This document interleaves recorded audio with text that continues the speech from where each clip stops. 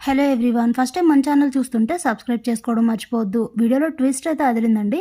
Miss అవ్వకుండా కంప్లీట్గా చూడటానికి ట్రై చేయండి. వీడియోలోకి వెళ్ళినట్లయితే కార్తీక్ రమ్మనడంతో కాంచన, అనసూయ, శౌర్య ముగ్గురు కూడా శివనారాయణ ఇంటికైతే వస్తారు. కాంచనతో అనసూయతో శివనారాయణ సుమిత్ర ఇద్దరు మాట్లాడరు కానీ శౌర్యనైతే బాగా రిసీవ్ చేసుకుంటారు. పెద్దవాళ్ళ మీద కోపం పిల్లల మీద చూపించకూడదు అని చెప్పేసి చాలా బాగా మాట్లాడుతూ సరదాగా అయితే ఉంటారు ఆ రోజంతా. ఇంతలో సాయంత్రం కార్తీక్, దీప ఇంటికి వెళ్ళిపోయేటప్పుడు కాంచన వాళ్ళంతా కూడా వెళ్ళిపోతారు. అప్పుడే మేడ మీద నుండి బాల్కనీలో నుండి జ్యోత్స్న, దీప వాళ్ళు వెళ్ళడం చూసి, మా బావని అత్తని నాకు కాకుండా చేసింది నువ్వే కదా, నీ పరిస్థితి ఏ స్థితికి వచ్చేలా చేస్తానో చూస్తూ ఉండు అని చెప్పి కోపంగా అయితే అనుకుంటూ ఉంటుంది. ఇంతలో రాత్రి అవుతుంది. భోజనం అయ్యాక దశరథ్ అయితే పైన అటు ఇటు తిరుగుతూ ఆలోచిస్తూ ఉంటారు. ఈరోజు చెల్లి మన ఇంటికి వచ్చింది, మళ్ళీ వెళ్ళిపోయే పరిస్థితి వచ్చింది. అలా కాకుండా మునుపటిలాగా అందరం ఒకే ఇంట్లో సరదాగా ఉండే రోజులు రావాలంటే ఏం చేయాలి? అసలు ఈ రెండు కుటుంబాలని ఒక దగ్గర ఉంచాలంటే ఏం చేయాలి? ఏం చేసైనా సరే చెల్లి వాళ్ళు కూడా మన ఇంట్లోనే ఉండేలా ప్లాన్ చేయాలి. అది ఎలా అని ఆలోచిస్తూ అప్పుడే ఓ మంచి ప్లాన్ అయితే తడుతుంది దశరథ్కి. వెంటనే ఉదయం అవుతుంది. ఉదయాన్నే అందరూ హాల్లో కూర్చొని ఉంటే దశరథ్ కిందకు వచ్చి, అసలు ఏంటి జ్యోత్స్న, నువ్వు తీసుకునే నిర్ణయాలన్నీ ఇలానే ఉంటాయి. నీ వలన ఇంట్లో అందరికీ ఎంత ఇబ్బంది అవుతుందో తెలుసా అని అంటే, నేనేం చేశాను డాడీ అని అడుగుతుంది జ్యోత్స్న. అప్పుడు శివనారాయణ, అవునరా తనేం చేసింది, ఎందుకలా తిడుతున్నావు, ఏమైనా చెప్పు అని అడిగితే, ఇంకేం కావాలి నాన్న, దీపా కార్తీక్లు ఇద్దరు ఇంట్లో ఉన్నారని, కార్తీక్ని డ్రైవర్గా ఇంట్లో దీపని పనావిడిగా ఇద్దరిని కూడా అపాయింట్ చేశామని చెప్పి మిగతా పనులను అందరినీ తీసేశారు. అలాగే మిగతా డ్రైవర్ని కూడా తీసేశారు. ఇప్పుడు దానివల్ల ఎంత ఇబ్బంది అవుతుందో తెలుసా అని అంటే, ఏమైంది డాడీ అని అడుగుతుంది జ్యోత్స్న. ఇంకేం కావాలి, రాత్రి అయ్యేసరికి వాళ్ళ ఇంటికి వెళ్ళిపోతుంటే, వాళ్ళు వెళ్ళాక ఏదైనా అవసరమై బయటకు వెళ్లాల్సి వస్తే మనమే కారు వేసుకుని వెళ్లాల్సి వస్తుంది. రాత్రి నాకు అలాంటి పరిస్థితే వచ్చింది. అర్జెంట్ పని నుండి బయటకు వెళ్లాల్సి వస్తే నేనే కారు వేసుకెళ్లాల్సి వచ్చింది. ఎంత ఇబ్బంది పడ్డానో తెలుసా. అలాగే ఇంటికి వచ్చాక ఓ కప్పు కాఫీ తాగాలనిపించింది. కాఫీ పెట్టడానికి ఇంతకుముందు ఇంట్లో డే టైంలో ఒకరు, నైట్ టైంలో ఒకరు పని వాళ్ళు ఉండేవారు. ఇప్పుడు ఎవరూ లేకుండా దీపకే పనంతా చెప్పాలని నువ్వు అందరినీ తీసేసావు.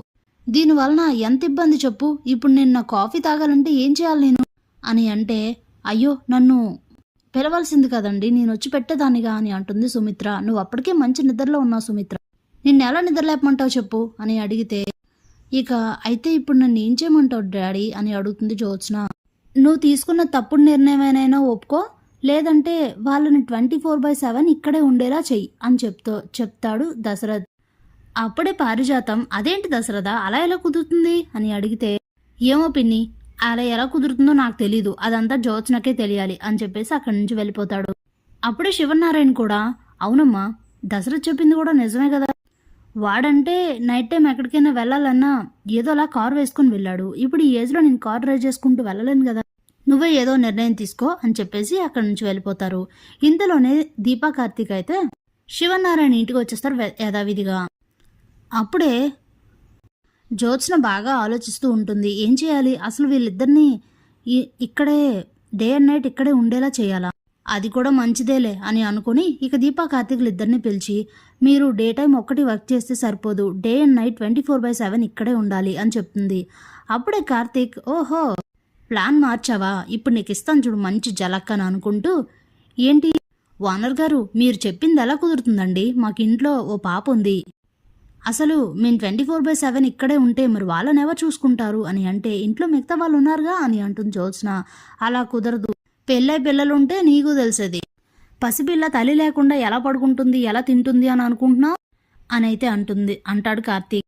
అదంతా నాకు తెలియదు బావా అని జ్యోత్స్న చెప్తూ ఉంటే, అప్పుడే సుమిత్ర వచ్చి, తప్పు చేస్తున్నావు జ్యోత్స్న, నీ కోపాలు నీ పంతాలు ఏవో ఉన్నాయని పసిపిల్లని బలి చేయకు, ఏ నిర్ణయం తీసుకున్నా అందరికీ సబబుగా ఉండేటట్టే తీసుకో అని చెప్పేసి అక్కడి నుంచి వెళ్ళిపోతుంది. అప్పుడే జ్యోత్స్న, సరే అయితే ఫ్యామిలీ మొత్తం ఇక్కడికే షిఫ్ట్ అవ్వండి, అందరూ ఇక్కడే ఉందరు గాని, పక్కన అవుట్ హౌస్ ఉందిగా అక్కడ ఉంటారు, మీరు మాత్రం 24/7 ఇక్కడే అందుబాటులోనే ఉండాలి అని అయితే చెప్తుంది. అక్కడి నుంచి వెళ్ళిపోతుంది జ్యోత్స్న. వెళ్తూ వెళ్తూ ఆలోచిస్తూ ఉంటుంది, నేను ఇది ఊరికే చేయలేదు, మా అత్త కూడా ఇక్కడే ఉండి కొడుకు కోడలు పడే కష్టాలు చూస్తే నా కొడుక్కి ఈ పరిస్థితి రావడానికి కారణం దీపయ్యనని తనని తరిమేసే పరిస్థితి తీసుకొస్తాను.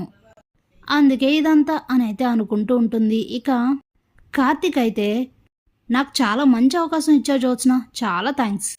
నువ్వు ఇలా ఇచ్చిన అవకాశం వలన నాకు ఇంకా సులువవుతుంది ఈ కుటుంబానికి నా భార్యను దగ్గర చేయడం, నీ అసలు రూపం బయట పెట్టడం అని అయితే అనుకుంటూ ఉంటాడు.